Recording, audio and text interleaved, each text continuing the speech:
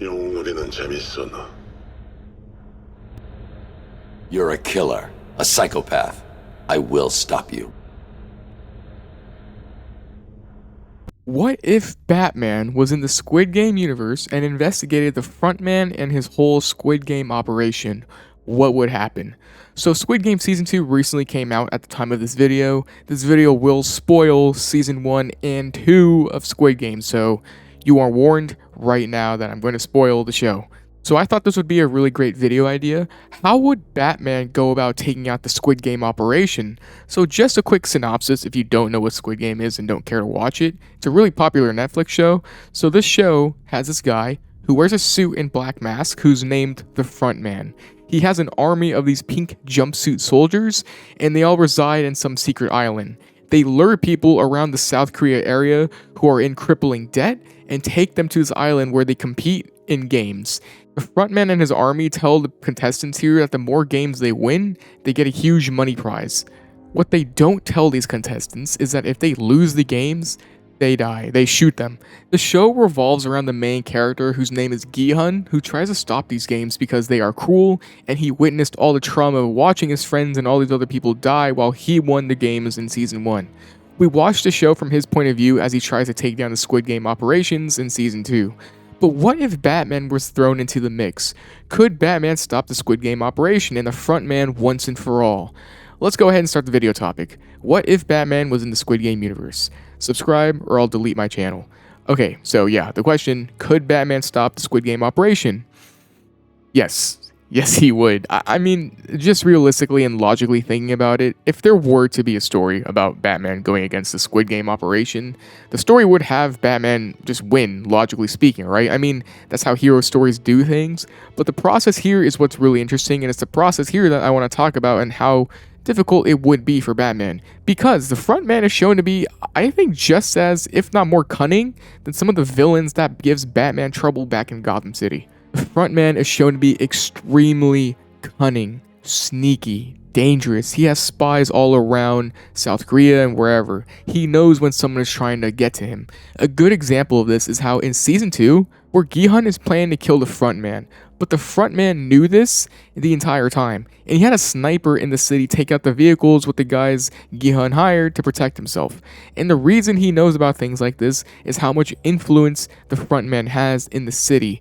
In Season 2, there's a man at the docks that's been taking one of the supporting characters out to help them find the island on ships where the Squid Games are held. But it turns out that he is most likely an employee of the Frontman since he's shown to sabotage the operation.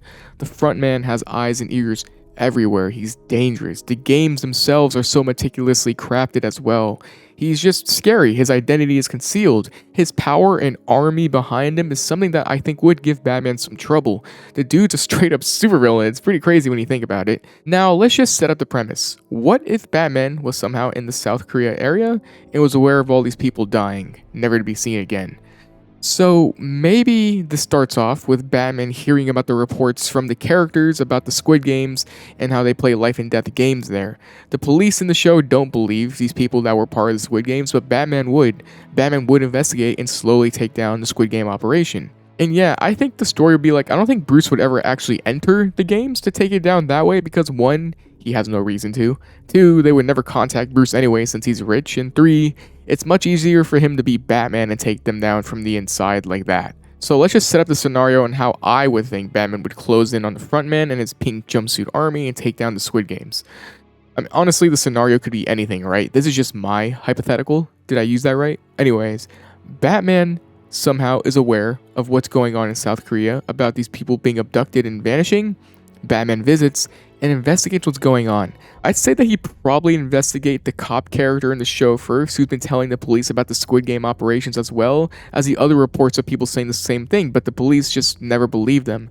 Because remember, in Season 1, the Squid Game contestants got to leave after a vote. Maybe outside of Gi-hun, there's other survivors out there Batman can find as well to learn more and ask, questions from them. But anyways, he would gather information from those people. He probably would visit them as Batman and ask them about everything they know, so they would tell him. They would probably tell him about the layout and games they played, but what I think would be most important are the pink jumpsuit guys. As we see in Season 2 of Squid Game, the pink jumpsuit dudes do roam around the city when the time of the games are nearing. On top of that, Batman would also likely find out about the recruiter, the guy that makes them play this flipping game. Now, in this whole process, could the frontman possibly find out about Batman's investigation and prepare? I think so. I think it's entirely possible. The frontman knew about Gi-hun's antics, and he's written to be extremely prepared in covering his tracks. He has spies everywhere, like I said, and he's prepared at all times. Batman asking around too much could be dangerous, but I think Batman would be careful about it. I think Batman gathering intel is like Batman one-on-one, right? I think he'd be smart on going about it to not arouse suspicion. We also find out from Squid Game Season 2 that the guards in the pink jumpsuits are actually just desperate people that turn to being a guard because they have nowhere else to turn. Like the female guard we follow in Season 2, she's like living in her car. She just got out of North Korea. The Squid Game job gives them security and a place to stay in a way. And we find out in Season 2 that there's a ton of soldiers, like a lot of them. And they're all armed, organized, and have the advantage of knowing their terrain like the back of their hand. If Batman wants to fight these guys, he has to kind of know that there's a ton of armed soldiers in there. The frontman and his traps and schemes are also a thing he has to worry about, and a whole island filled with mechanical doohickeys and whatnot, he has to watch out for all of that. And also, if even one of those guys go missing, the frontman will notice. So because of that, I think Batman will watch these jumpsuit guys from afar at first, and after gathering all the information he needs, he'll follow them to the island. Batman is a master of stealth. He can easily follow these guys with his bat boat, his bat wing with stealth mode, even just jumping aboard whatever ship they use or transportation and just hiding there. I think as far as information goes that I think Batman could get, it all honestly depends on the timing. Let's say Batman investigates after Season 1. Then Batman can track down Gi-hun, and Gi-hun knows a lot more information than the typical Squid Game contestant would. I think in a general sense, Batman would know that there's the frontman, the jumpsuit army, a huge base where the games are played with a very unique layout, like this playground area with stairs, and so many floors and things to look out for. A bunch of automatic weapons too, and death traps as well. Also, I think Batman would have to go when the Squid Games are actually occurring, because I don't think the frontman and all these soldiers are there year round, right? Like, I think they're just only there when the Squid Games are happening. Like, they don't live there. They're only there for the games. I could be wrong with this. I have no idea. But perhaps Batman goes there during the games. That's the scenario here. Now, okay, Batman's on the island. How does Batman take down this operation? I mean, Batman is an amazing fighter, but in this scenario, he's by himself. And as we see, there are so many soldiers. I don't know number-wise, but the season finale of Season 2 showed that there was a ton of them dying by Gi-hun's rebellion, but even after, there was still a ton of soldiers that just kept coming. I think what Batman would do is try to learn more about what's going on inside the actual island first and foremost, and then maybe send proof of the island to the police after he's done taking down the whole operation, so that the police can finally believe it, and Batman would also send the coordinates for the location and all that stuff, right? On top of that, I think Batman would like to learn more about the layout of the Squid Game base, as well as what the pink jumpsuit guys do, their ranks, where their frontman is, and everything in between. What I think is possible that Batman would do is take down one of the guys in the jumpsuits and take their clothes and gear and blend in as one of the pink jumpsuit guys. Similar to what the detective did in Season 1, he would take a day or two to understand everything. Maybe not even a day or two, maybe less than that. And during this time, I can imagine Batman starting to sabotage the area. I'm talking like putting gadgets to mess with the security cameras, place explosive gel around places, place trackers, prep time. Prep time. Prep the place for when he takes everyone out in the area. One thing I think could be an issue or dilemma for Batman is timing. The longer Batman takes, the more time people could die if the games keep going on each day. More people will die because of those games, and Batman has to save as many as he can, right? I don't know if Batman would allow a game to go on and watch people die. I think he would try to stop those games before anything can occur. So because of that, I think Batman would work really fast in setting up his plan before a game could take place so that Batman doesn't have to stop that game. Maybe Batman arrives on the island after the first game, which is red light, green light, or maybe he shows up days before the games even begin. And honestly, Batman would likely show up days before. That way, he doesn't have to worry about the games going on, and he can take down the Squid Game operation before it even begins. It can honestly go a lot of ways, like it's all theoretical at the end of the day, right? The timing when Batman infiltrates the island, like it could be any point. But that is something to take note of, and I could see that as a potential plot point for this kind of storyline. I think possibly at this point, the frontman could be suspicious about Batman. Would he think that the actual Batman is on his tail? Not necessarily, but perhaps somebody. But I believe that before the Frontman can really deduce that Batman is after him, Batman's already ready to enact his plan. However, if the Frontman does find out Batman is onto him, he can definitely set up a trap for Batman, probably try to kill Batman immediately. The Frontman seems like a no-talk, just kill a threat kind of villain. He would not talk to Batman, he would just eliminate the threat, so that could be a potential plot point here that could blockade Batman. But yes, if that's not the case, Batman would just fully enact his plan, and I think this can go a lot of ways. But I think it would be awesome if Batman just went full-on brawl mode, full-on all-out assault, and take out all these guards. I think a perfect way of going about it would be him shutting down all the lights, work in the shadows so that they can't see but Batman can, and he starts picking off soldiers in the shadows while the other guys are freaking out. I can see like they turn the lights back on after some time, but at that point a lot of them are taken out. I think Batman would start fighting these soldiers head on, doing Batman things, you know, just fighting them using gadgets. Maybe with the prep time he planted non-lethal explosives around, maybe put knockout gas where they sleep.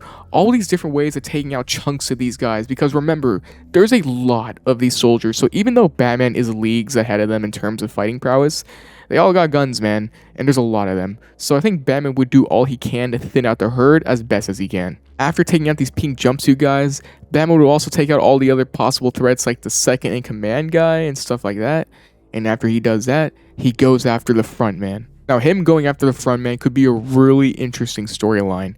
I think Batman would want to talk to the Frontman and ask him why he's doing this and hurting all these people.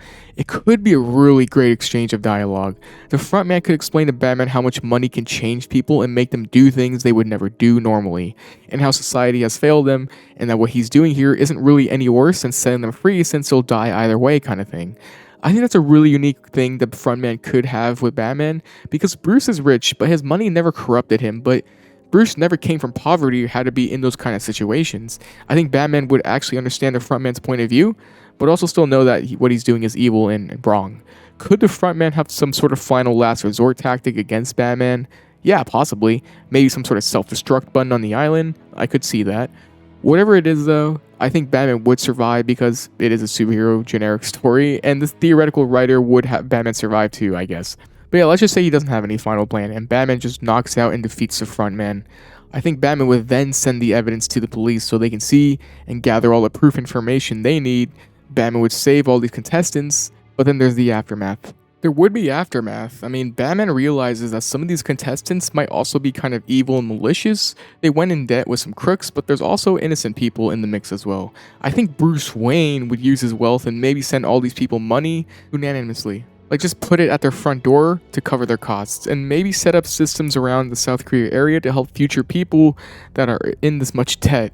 I think Bruce might have a different perspective on just how much money can put people in dangerous positions after the Squid Game events, and might put a bigger emphasis on that for himself. I can also see Batman having potential conversations with people like Gion and tell him he understands how he's feeling about the loss of his friends and tries to give him closure.